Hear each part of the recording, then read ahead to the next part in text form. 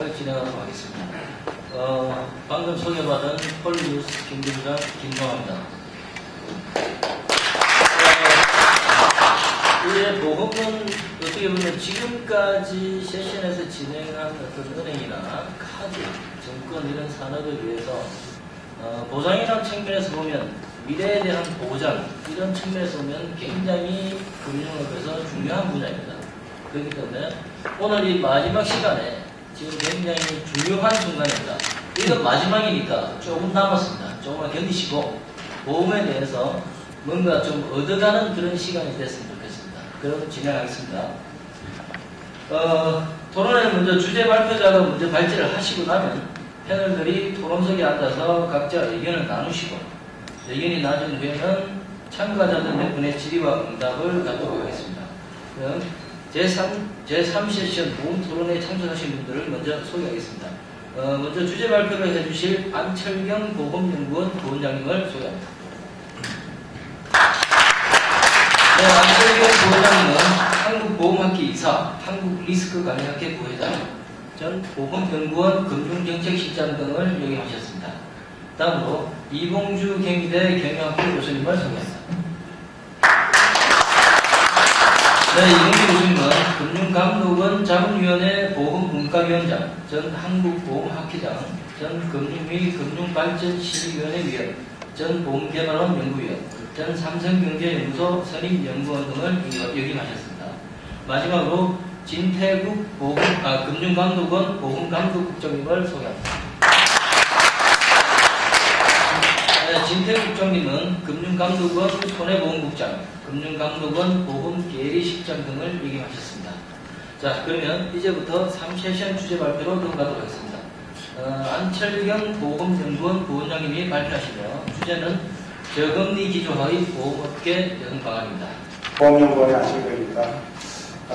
오늘 제가 발표하는 내용보다 제가 가장 보험업계에서 존경하는 이봉주 교수님이 나오셨고 또 가장 감독원에서 힘이 있으신 우리 감독국장님이 나오셨기 때문에 아마 제 발표보다는 토론자들의 토론에 아마 더 귀를 기울이실 것 같아서 가능한 좀 빨리 제가 진행을 하도록 노력을 하겠습니다.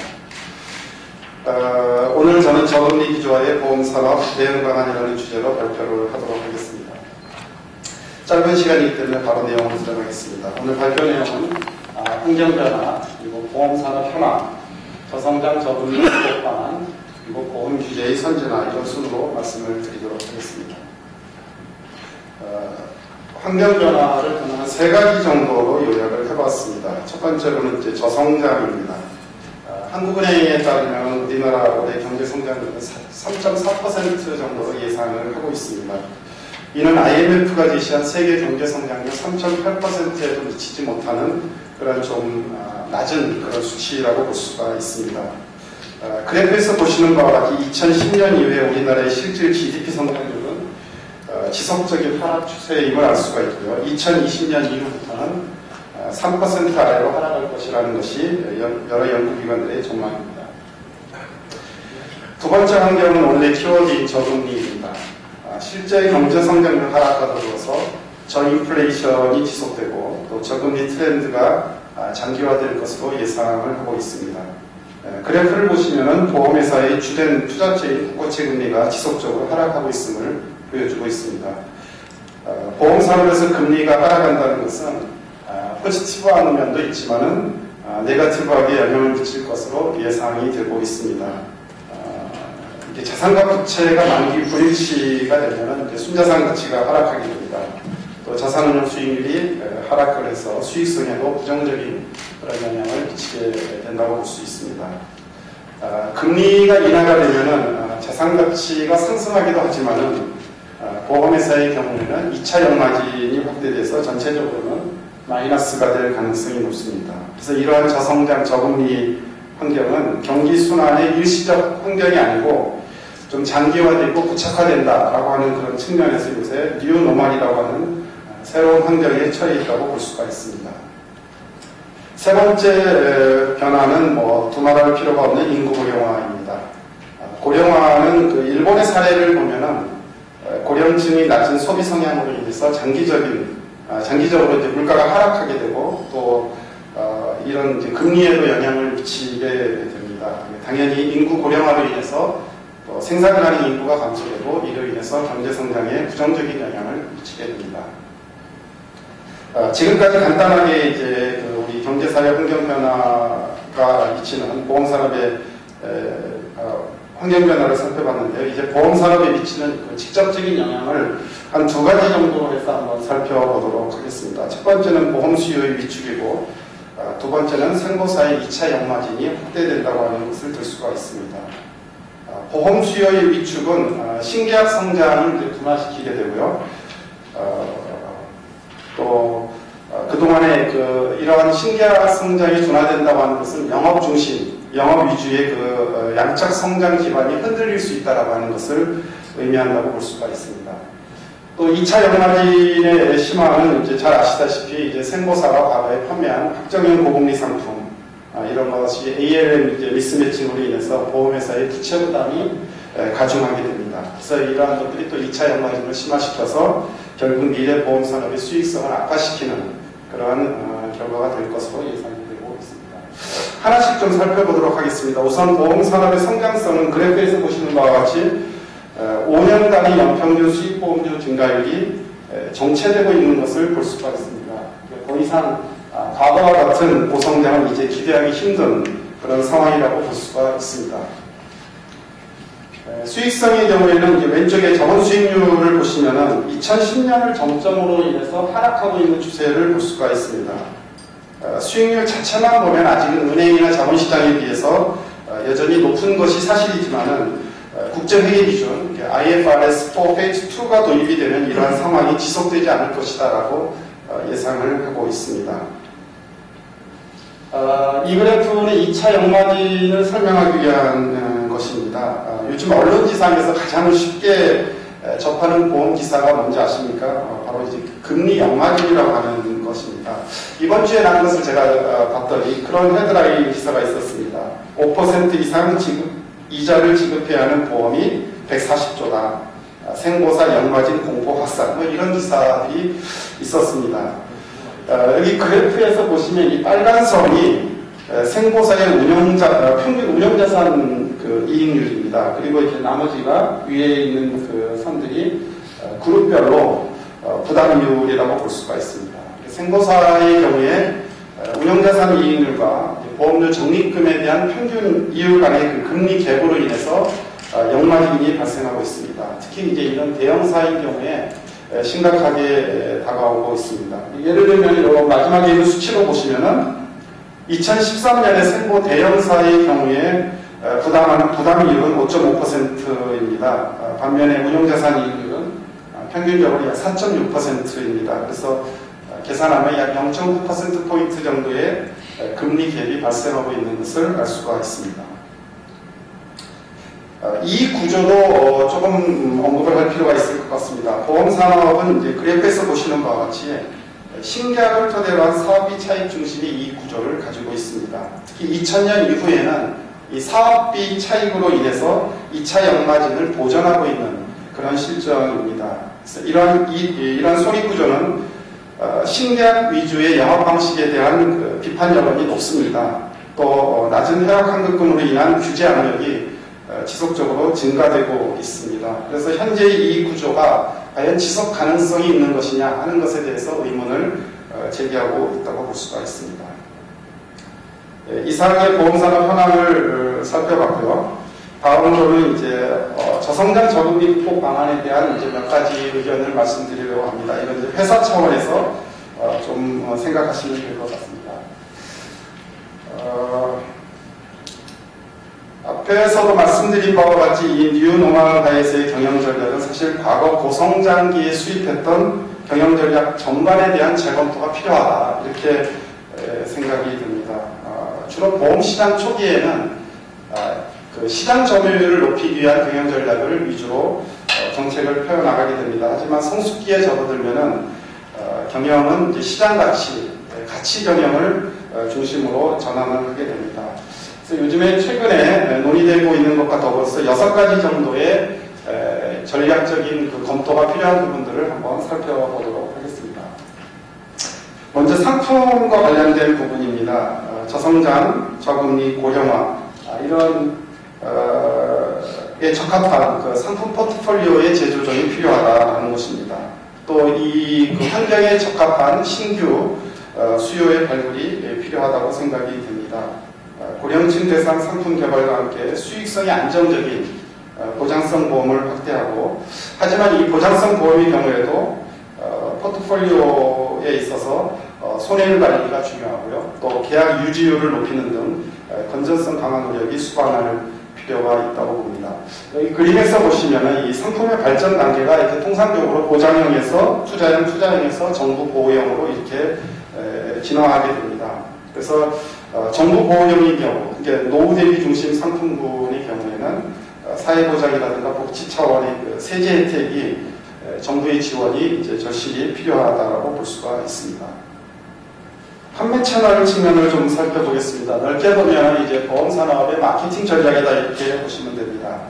현재 우리나라의 그 채널 구조는 단기적인 성과, 현재 가치 중심의 수렵형 구조다 이렇게 이야기를 합니다.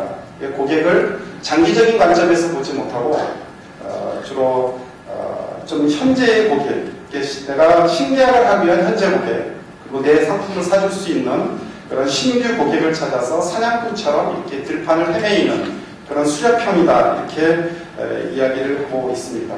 향후의 채널 전략은 현재의 고객을 잘 가꾸어서 수확을 자주 그리고 그 부가가치를 지속적으로 얻을 수 있도록 하는 경작형 구조의 전환이 필요합니다. 경작형 마케팅에서는 내재 가치를 중요하게 생각하게 되고요.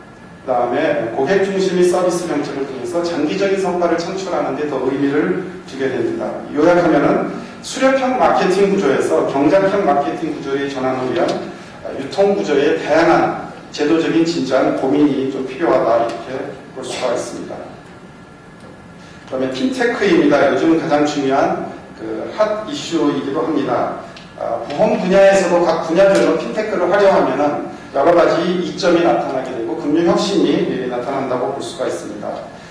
이론적으로 보면은 이제 핀테크는 보험 계약자의 전환 비용을 감소시키게 되고 보험 사업자의 정보 수집의 효율화를 이룰 수 있게 되어서 보험 산업의 효율성과 부가가치를 창출할 수 있는 그런 기반이 된다고 볼 수가 있습니다. 물론 보험 산업에서 핀테크를 활용하기 위해서는 보험 산업을 둘러싼 규제 환경에 대한 검토가 또 필요할 것입니다. 그 다음에 비용 측면입니다. 새로운 환경에 적합한 사업비 구조를 좀 재구축할 필요가 있다 이렇게 생각이 됩니다. 사실 요즘과 같은 저금리 하에서 과거 고금리 환경 수준의 사업비 지출을 하게 된다고 하면 과거와 같은 수익률을 확보한다는 것은 현실적으로 어렵다고 하는 인식이 우선 선행되어야 할 것이라고 생각이 듭니다.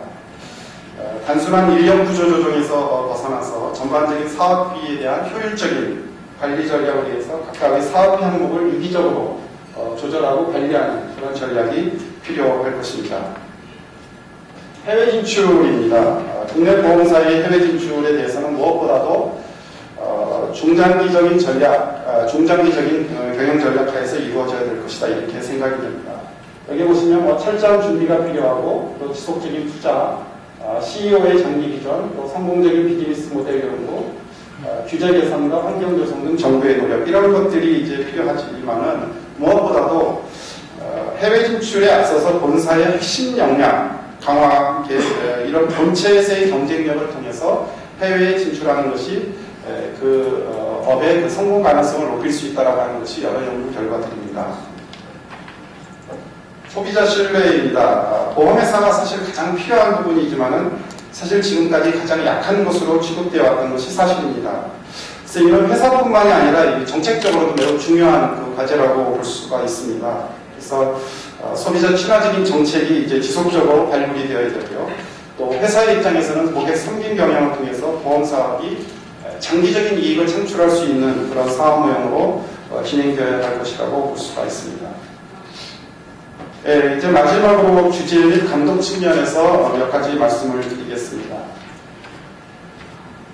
오늘 아마 앞에서 발표하신 것을 다 들으신 분들은 좀 굉장히 비슷한 것을 많이 발견하실 겁니다. 가장 많이 나왔던 부분이 이제 지금 제가 말씀드린 이 가격 규제였다고 생각이 듭니다.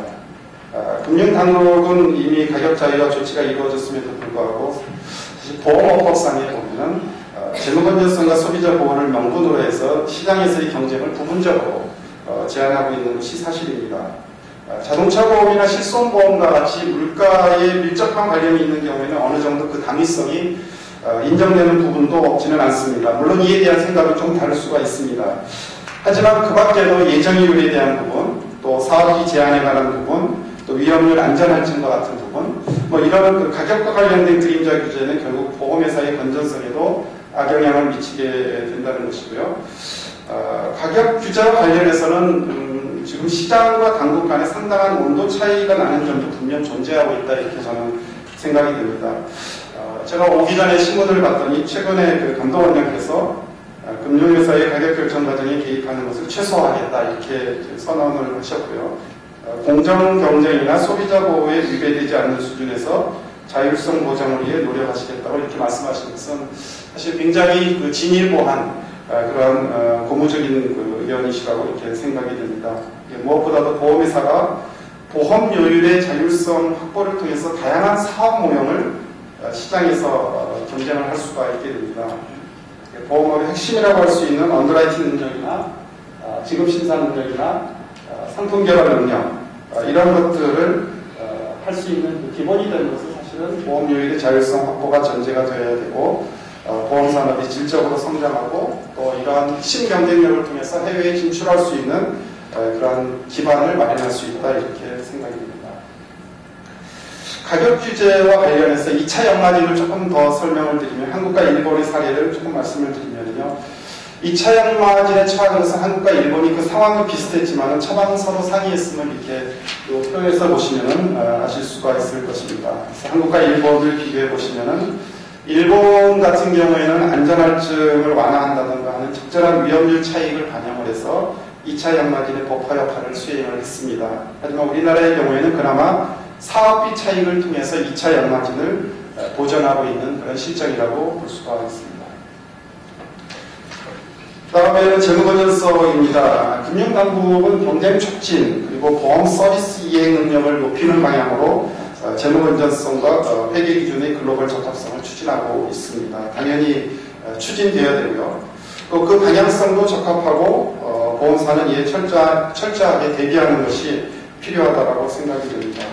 다만 작년에 당국이 발표한 건전성 선진화 로드맵을 추진하는 과정에서 시장과의 충분한 소통이 이루어져서 감독의 방향성과 보험회사의 대응에 차질이 일어나지 않도록 하는 것이 더 필요할 것이다 이렇게 생각이 됩니다. 또 재무건전성과 마찬가지로 소비자 보호와 신뢰 회복을 위해서 공시라든가 이러한 영업행위 규제도 강화하는 것이 필요하다고 생각이 되고요. 특별히 판매 채널의 건전화를 위한 다양한 제도 개선 과제는 보험 영업이 선진화 측면에서 이루어져야 될 것이라고 생각이 됩니다. 네, 결론입니다. 최근 우리나라 경제를 둘러싸고 있는 소위 뉴노멀이라고 하는 새로운 비즈니스 환경은 현재까지 논의를 토대한 것으로 봤을 때 보험산업에 있어서는 보험산업의 성장성과 수익성에 좀 부정적인 영향을 미치는 중대한 도전이 아닌가 하는 그런 생각을 가지게 됩니다. 이에 앞서서 제가 여러 가지 말씀드렸던 다양한 혁신적인 사업 모형을 통해서 보험회사의 경영이 진일보되고 질적 성장으로 도약하는 그런 그 계기를 삼아야 할 것이라고 생각이 됩니다.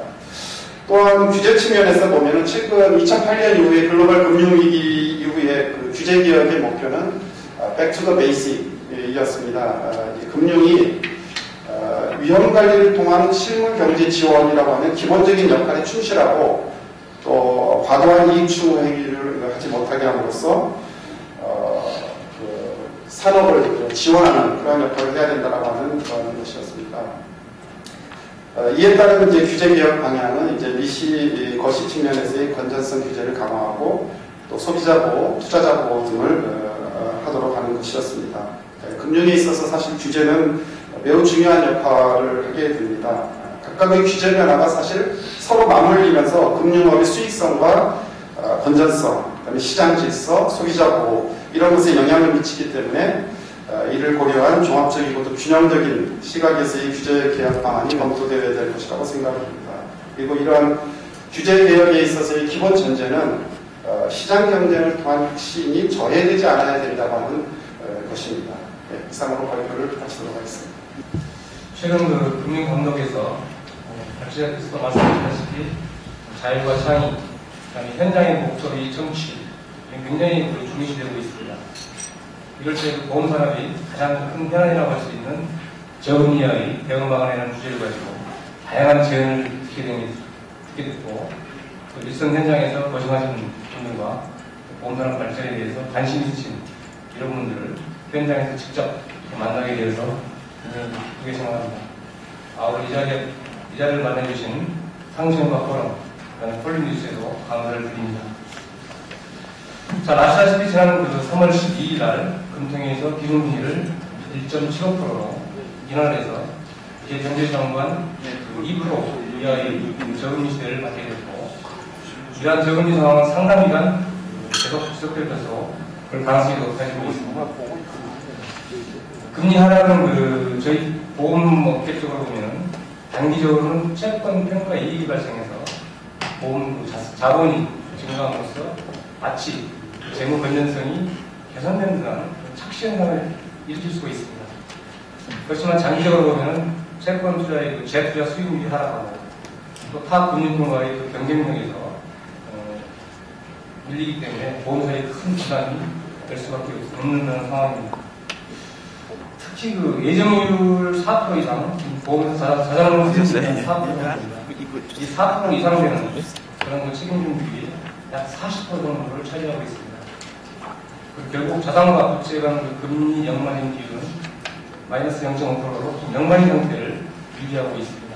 그래서 앞으로 이러한 부분은 보험회사의 지속 성장을 하는데 큰 부담으로 다가올 것으로 예상합니다. 바로 우리나라보다 먼저 저금리 상황을 경험한 일본의 경우를 보면 90년대 후반부터 현재의 우리나라와 같이 초금리 상태가 지속되는 데 따라서 그 전에 판매했던 고금리 저축성 상품이 역마진 때문에 상당수 보험회사가 도산하는 그런 경우가 있었습니다. 그래서 저희 금감원에서는 그 당시에 일본은 이러한 사례를 교훈 삼아서 2000년대 초반부터 저금리 상황 고려에 대해서 업계와 머리를 맞대고 선제적인 대응책을 마련해서 현재까지도 지속적으로 추진하고 있습니다. 예를 들면 저금리 감내형 변동금리 상품을 개발 판매함으로써 상품 구조를 개선해갔습니다. 2002년도에 변동금리 상품이 약 22%였는데 현재는 약 63%까지 대폭 좀 올라와 있는 그런 상황입니다. 아울러 자산운용 구조도 지속적으로 완화해서 보험회사의 투자 여건을 개선하여 왔습니다. 한편으로 소비자 보호를 위한 보험회사 건전성을 강화해서 만일 경우 회사에 어려움이 있더라도 소비자 보호에 한치 구조가 되도록 보험 부채를 충실하게 쌓도록 책임준비금 표준율을 지속적으로 인하해 해왔습니다.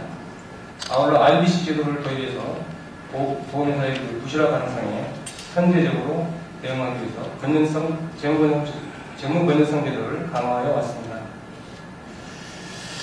지금까지 이렇게 열심히 저희 감독 몇 업계에서 열심히 노력했습니다만 특히 이제 금리 상태가 더 지금 2% 이하로 떨어졌기 때문에 앞으로 저희 금융 감독원은 자산운용의 자율성과 창의성을 제고하기 위한 규제 완화를 지속적으로 추진하겠습니다. 아울러서 금리 역마진 리스크를 조기에 포착하기 위해서 조기 경고 지표를 개발해서 상시 감시를 강화해 나갈 그런 계획입니다. 그리고 이 부분은 지금도 해야지만 또 저희 힘만으로 된 게 아니기 때문에 앞으로 보험업계와 또 학계, 연구기관 공동으로 TF를 구성해서 다시 한번 현 시점에서 앞으로 우리가 해나갈 그런 방안들을 다각적으로 연구해 나갈 그런 계획입니다. 저희들 대통령 업계 측면에서 우리 안 부원장님께서 발표해 주셨지만 경영 전략이라든지 상품, 판매 전략을 저금리 상황에 맞게 장기적인 관점에서 수립, 시행하는 것이 급선무지 않느냐 저는 의심하고 있습니다. 지금 이 프로테이브 저금리 상황하에서 현재처럼 고비용 저효율적인 상품이라든지 판매 전략, 사업비 집행 관행으로는 은행이나 그런 증권 쪽에 타 금융공과의 경쟁에서 성공 가능할지 이런 부분에 대한 진지한 고민을 할 시기라고 저는 생각합니다. 특히 뭐 잘 주지하고 계시겠지만 이런 저금리에 대한 수지 적수뿐만 아니고 조만간 2018년 또는 19년도에는 보험 부채를 시가로 평가하는 IFRS 2단계 시행이 될 것으로 좀 예상되고 있습니다. 이 경우에는 지금보다 더 추가적인 그런 자금 확충이 필요할 것으로 예상되기 때문에 이에 대한 대비도 굉장히 시급한 그런 상황입니다. 그래서 앞서도 말씀드렸지만은 금리 인하에 따라서 단기적으로 지금 유가조건 평가액이 발생해서 마치 이 부분이 자본이 증가하는 그런 확신성이 있지만 이 부분을 만약에 모두 현재 시점에서 다 써버린다면 미래에 준비하는 데 큰 이자가 올라가는 데 할 게 없는 건 반대로 회사에 큰 어려움이 있기 때문에 이런 유가조건 평가액이 발생하는 이러한 부분을 향후에 필요한 자본 확충의 기회를 삼아서 저희는 미래를 대비하지 않느냐 이런 생각하고 있습니다. 다시 한번 이렇게 좋은 기회를 주신 분께 감사드리고 이번에 제안된 그런 내용에 대해서는 저희들이 앞으로 감독 업무를 하면서 충분히 반영하도록 그렇게 노력하겠습니다. 감사합니다. 네, 감사합니다. 업계 쪽에서는 어떤 단기적인 영업 실적보다는 장기적인 안목에서 계획 및 판매 전략을 수립해야 한다. 이런 지적이었고, 또 어떤 당국의 입장에서 지금 업계와 연구원, 학계 등 각 분야 전문가들과 공동 TF를 구성해서 저금리 장기에 대한 방안을 마련하고 있다. 기대해 보겠습니다. 그러면 다음 토론 이봉주 경영 교수님의 토론이 있겠습니다. 역시 시간은 10분입니다. 예, 안녕하십니까. 이렇게 좋은 자리에 불러주셔서 감사를 드립니다. 지금 우리 뉴 노멀 시대라는 그런 이야기를 하고 있는데, 저 성장의 이제 고착화, 그런 말이 핵심이라고 이제 할 수가 있겠습니다. 얼마 전에 이제 신재윤 전 금융위원장의 이 인사를 제가 잠깐 읽은 적이 있는데 여러모로 참 공감하는 좋은 말씀을 하셨고, 옛날 금융위기 때 이렇게 외화를 조달하기 위해서 자존심을 굽혀가면서 당했던 그런 경험 같은 것도 말씀하시면서 이 금융 강국이라는 것이 얼마나 중요한가 하는 이제 소위를 기록하셨고, 앞으로 정말 우리나라가 금융 강국이 될 필요성이 그 어느 때보다도 큰데, 거기에 대해서 이제 그렇게 많이 못한 것 같아서 미안하게 생각한다는 그런 취지였던 걸로 제가 기억을 합니다만은, 또 어제 이제 우리 조선일보에서 이제 읽다 보니까 조선경제 대표 이건식에서 우진 금융업을 청년시로 해결사로 만들자 이런 이제 칼럼을 쓰셨는데 전적으로 공감하는 바입니다. 저 개인적으로 그런 유행 내용의 칼럼을 2008년에 37위에서 최근에 82위로 내려가고, 또 금융업의 이제 부가가치 창출이 이제 GDP에서 차지하는 비중이 계속 6%에 머물고 있다는 그런 얘기. 근데 또 한편 전 교수지만은 학생들이 양질의 일자리가 없어갖고 요즘 얼마나 그 젊은 애들이 고민하는지 모릅니다. 참 보면은 그렇게 짝이 없는데, 그런 맥락에서 우리나라 이제 금융 서비스 산업이 빨리 선진화되는 게 금융 강국까지는 안 가더라도 우리 강소국 그런 얘기를 하는데, 금융 강소국은 좀 돼야 되지 않겠는가 하는 그런 생각을 하는데, 현대의 경제 환경을 아시다시피 우리는 자꾸 그렇게 일본을 따라가지 않으려고 그러는데 꼭 무슨 늪에 빨려가는 것처럼 일본을 따라가는 그런 형국이 되고 있어서 참 고민입니다. 제가 며칠 전에 어느 증권사 그 자료를 보니까 한 18년 정도 후행을 해갖고 우리나라의 금리 추이하고 일본의 금리 추이하고 이렇게 갖다가 맞춰놓은 거 보니까 어쩜 그렇게 얼추 맞아떨어지는지 모르겠어요. 한 20년 정도 이제 우리가 인구 구조도 또 그렇게 따라가고 있거든요. 아시다시피 91년에 65세 이상 되는 인구가 일본이 12.6%였는데 작년에 우리가 12.8%였습니다. 2017년부터 생산가능 인구가 뭐 우리 이제 줄어든다 그러는데 일본이 한 94년 뭐 그 정도부터 이제 생산가능 인구가 줄어들어가고 있어요.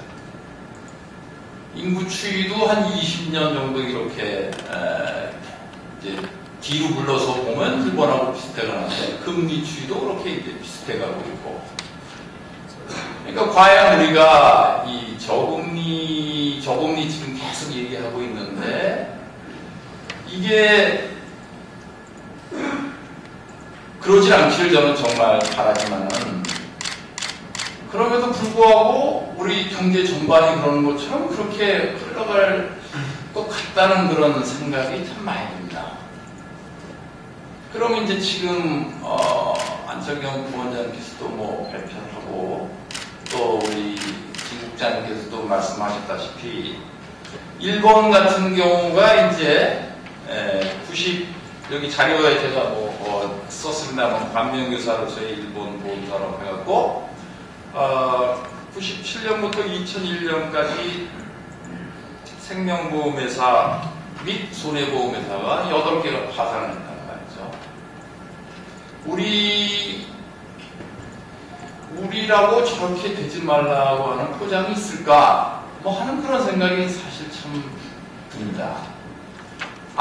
근데 또 우리는 상당한 그 차이가 뭐냐면 일본은 어떻게 보면 상당히 그 산업 친화적인 그런 정책을 좀 운영을 했다고 평가를 해야 되는 것이 사업비 차익보다도 위험률 차익에서 상당한 흑자를 낼 수 있는 그런 기반을 어쨌든 마련해 줬습니다.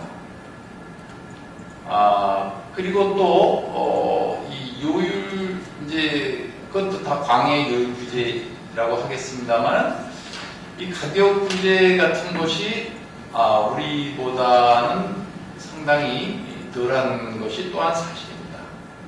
저도 저 아시는 분은 알겠지만 상당히 소비자 강조하는 사람인데 그럼에도 불구하고 이제 이런 거에 대해서 이제 얘기하지 않을 수가 없는 것이 이렇게 정말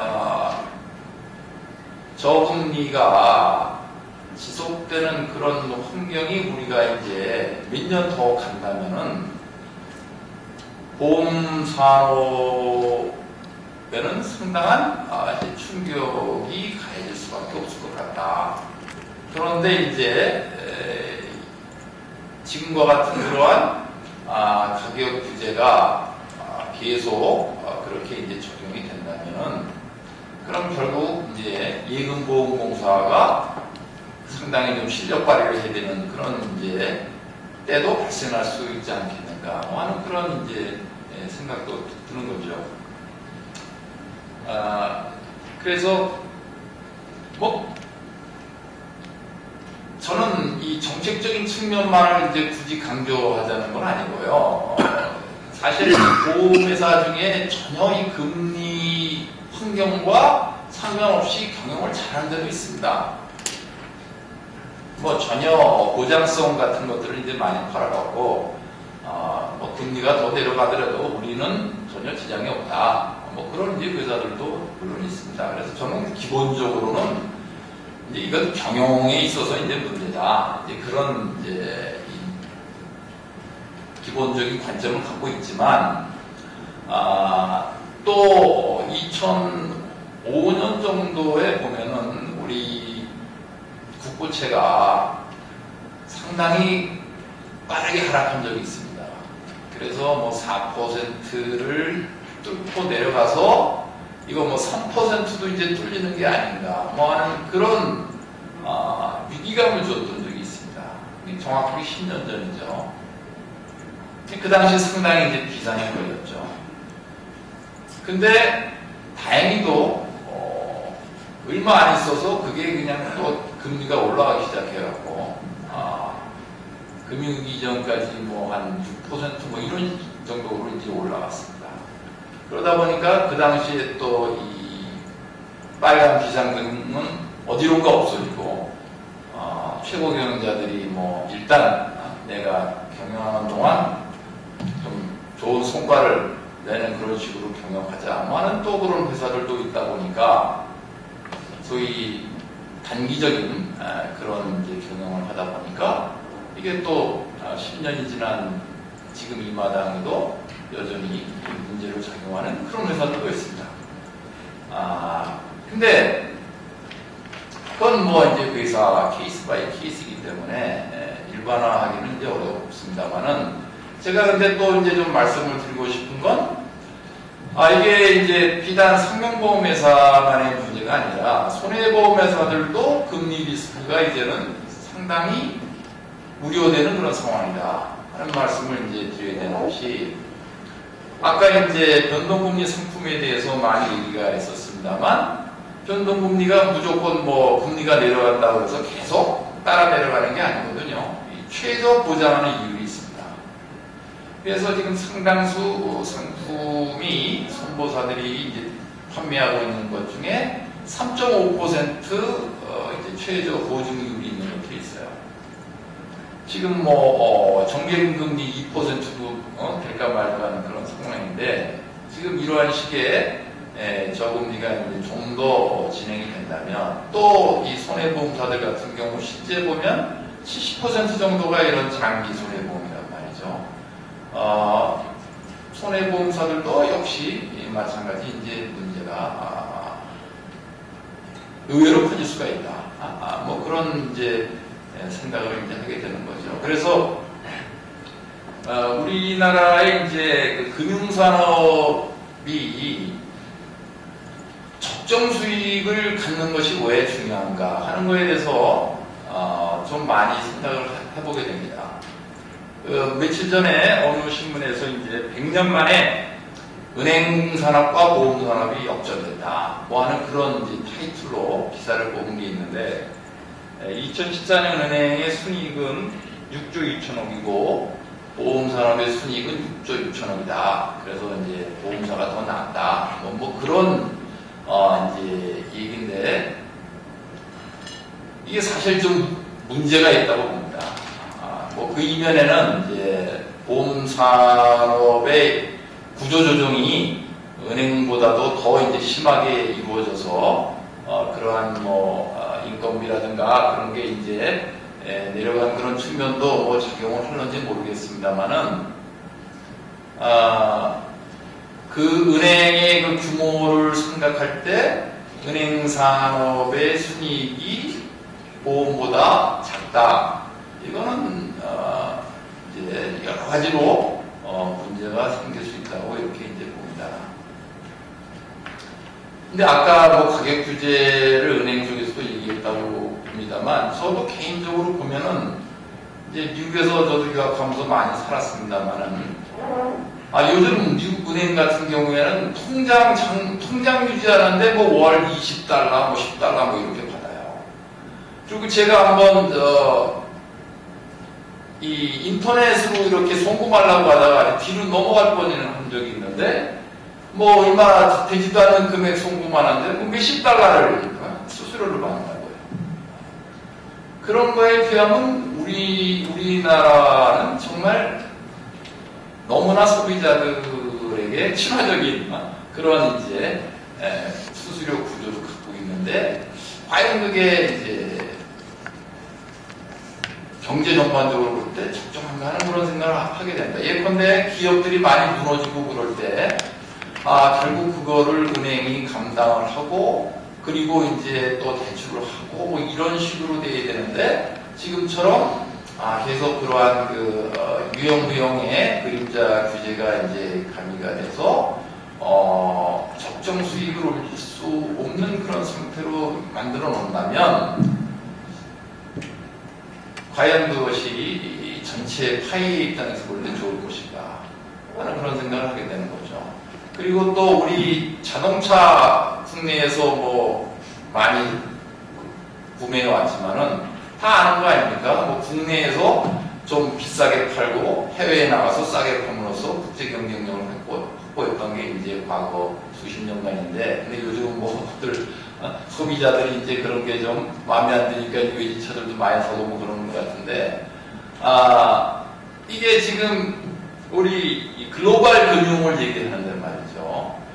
해외에 나가서 제대로 비즈니스를 하려면은 우리가 여러 가지로 지금 준비가 미흡하고 있기 때문에 사실 수업료를 내야 하고 또 실제 지금 그렇게 해왔습니다. 은행, 보험, 증권 살 거 없이 뭐 여러 가지로 좀 마음에 안 듭니다만 어쨌든 그게 우리의 이제 역량이기 때문에 뭐 그 상당히 비싼 수업료를 이제 지불한 것도 있고 뭐 이런데, 근데 제가 이제 말씀드리고 싶은 거는 그런 거죠. 지금 이제 글로벌 역량을 키우기 위해서 나가야 되는데, 나가려면 결국 어디서 버냐, 국내에서 벌어서 그걸 이제 토대로 해서 해외에 나가서 이제 좀 해야 되는데, 이걸 이제 여러 가지 규제가 가해지다 보니까 계속 이렇게 순이익이 감소하고 또 이익만이 나면 막 뭐 여러 곳에서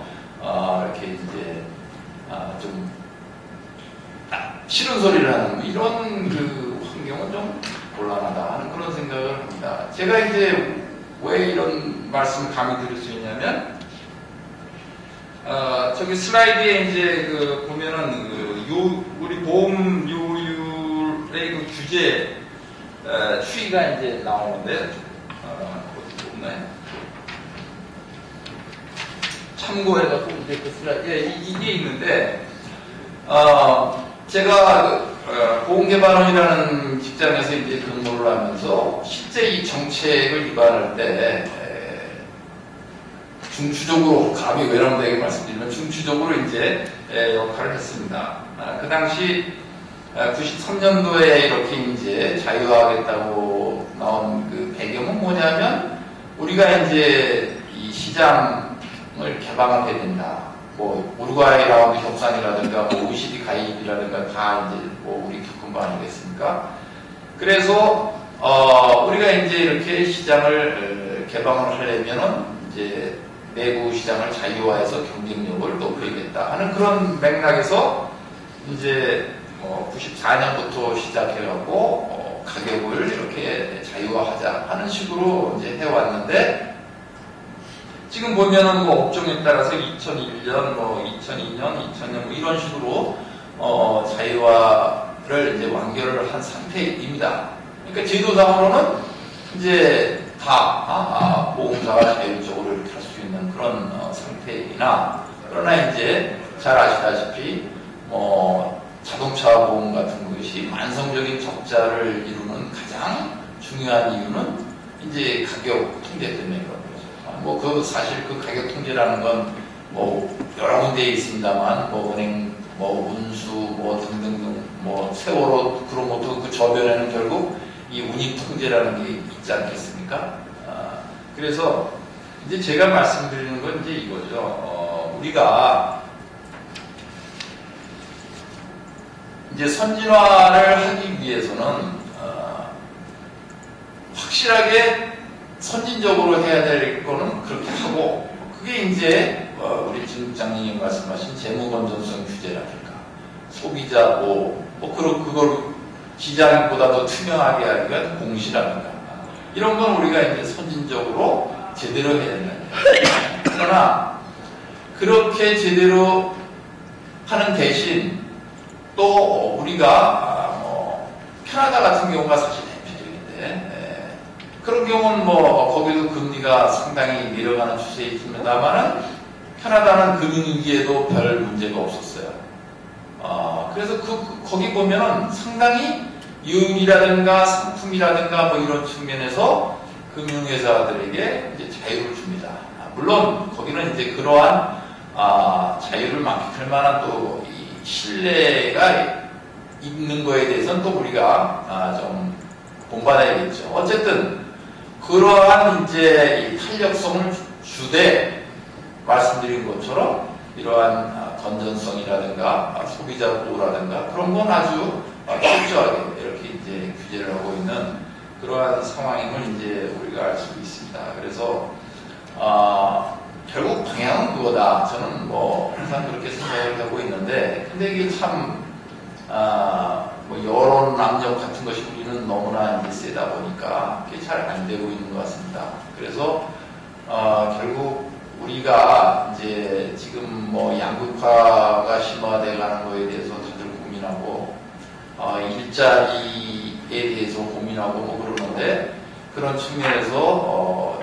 정말로 유용한 역할을 할 수 있는 게 이 금융산업의 이제 발전이기 때문에, 사실 제 제자들도 제일 가고 싶어하는 그런 회사가 금융회사가 아닙니다. 그렇기 때문에 이 금융산업이 이제 좀 더 좀 발전을 해서, 그래서 이제 이러한 그 많은 사람들도 고용을 하고 해외에 나가서도 또 제대로 이렇게 비즈니스를 할 수 있는 그러한 이제 시대가 빨리 와야지. 그렇지 않으면 저는 외람되게 항상 말씀드리면 우리나라 장래는 요원하다. 저는 감히 그렇게 말씀드립니다. 금융산업이 제대로 그렇게 크지 못하면 우리는 절대 선진국이 될 수 없다. 그거는 뭐 확실하다고 생각을 합니다. 그런 맥락에서 우리가 뭐 노력을 할 필요가 있고, 그런 맥락에서 이제 저금리와 관련된 제반, 뭐 상품 전략이라든가 이제 또 감독 규제라든가 그런 차원에서 연계해 올 수가 있겠습니다. 감사합니다. 네, 이동기 교수님 수고하셨습니다. 자, 그럼 주제 발표와 패널들의 토론이 끝났습니다. 종합적으로 주제 발표를 하셔서 혹시 덧붙일 말씀이 있으시면 특히 부원장님 덧붙일 말씀 있으시면 해주시죠. 예, 아주 간단하게만 말씀을 드리겠습니다. 진태국 국장님께서 이야기하셨던 중에서 확 귀에 들어오는 게 이제 착시 효과라는 것입니다. 저도 거기에 전적으로 동의를 합니다. 저금리의 착시 효과를 마치 이익이 지금 단기간에 나는 걸로 생각해서는 미래의 어떤 부채를 감당할 수가 없다 하는 그런 의미에서 저도 전적으로 공감을 하고요. 소비자 보호라는 맥락에서 사실은 굉장히 여러 가지를 다 갖다 붙입니다. 이것저것 다 해서 붙여도 다 소비자 보호하고 통하게 됩니다. 그러면 정말 소비자 보호가 뭐냐, 가장 중요한 핵심 키워드가 뭐냐라는 이제 그런 면을 생각해야 될 거라고 생각해요. 근데 지금 이봉주 교수님께서 말씀하실 때 일본의 파산 사례라든가 이런 걸 봤을 때 보험업에 있어서의 소비자 보호는 약속을 지키는 거다. 소비자와의 약속을 지키는 거다. 건전하게 운영을 해서 소비자에게 약속했던 그 불이익을 해주고 보장을 해주고 만기에 되면 보험금을 지급해주고 하는 그런 약속을 성실하게 지키는 것이 무엇보다도 가장 중요한 소비자 보호고, 이후에 또 다른 추가적인 것들이 있지 않겠느냐 했을 때 건전성에 관한 그 강조는 뭐 아무리 해도 사실 지나치지 않는 부분이고요. 또 소비자 보호도 그런 측면에서 강조되어야 될 부분이고, 건전성을 유지하기 위한 뭐 다른 그런 그 주제에 대한 부분들은 여러 가지 측면에서 좀 고려할 필요가 있다는 것입니다. 한 가지만 더 말씀드리면, 사실은 제가 아까 좀 일찍 와서 들은 것 중에서 제 머리에 들어왔던 게 개혁과 혁신이 다르다. 이제 그런 표현을 아까 민석환 교수님이 하셨습니다. 그러니까 개혁이라고 하는 것은 우리가 규제라든가 있는 제도들을 바꾸는 것이라고 보면은 사실은 좀 규제 당국의 역할이라고 보면은 사실 개혁 못지않게 중요한 것이 혁신이다. 혁신은 금융기관들이 상품이라든가 서비스라든가 채널이라든가 이런 다양한 측면에 있어서의 뭔가 좀 새로운 내용들로 노력을 하는 그런 부분들이 이제 혁신이다 이렇게 말씀하셨는데, 사실 개혁도 중요하지만은 사업자 입장에서의 혁신이 무엇보다도 중요한 데가 아닌가 생각입니다. 네, 잠시 듣겠습니다. 자, 그럼 김태구 국장님 추가로 말씀해 주시죠. 아까 말씀드렸다시피 고령화 시대가 되고 앞으로 노인 문제가 심하게 되면은 갈수록 보험 산업의 역할이 더욱더 중요해질 것으로 그렇게 생각합니다.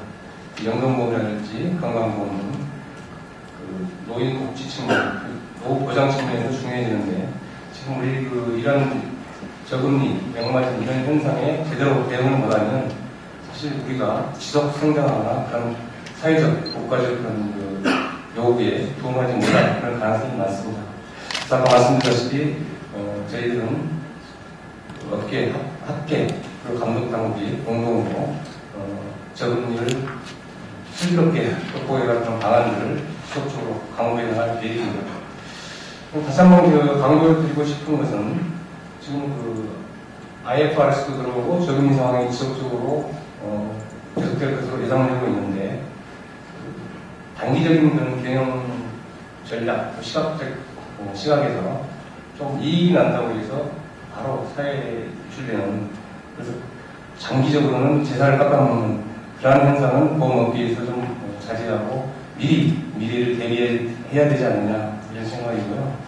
또 하나는 일본 사례가 계속 나오지만 일본도 이런 저금리에서 어려움이 있었지만은 더 중요한 것은 제가 듣기로는 그런 저금리 상황에서 과거의 고금리 상품에 대한 책임을 인정한다는 명목하에 위험투자, 전문적인 지식이나 노하우 이런 시스템도 없이 위험자산에 투자해서 단기적인 수익을 내서 고금을 커버하는 그런 회사의 전략들 때문에 회사가 어려워진 부분을 앞당겼다 그렇게 좀 알고 있습니다. 그래서 저희들도 혹시라도 이 회사가 이런 저금리 상황을 확보한다는 명목하에 잘 알지도 못하면서 위험자산에 투자한다든지 그런 경우는 조금 미리미리 이런 걸 하기 위해서 전문가도 기르고 또 각종 회사의 시스템도 갖춰서 동시에 리스크 관리도 해가면서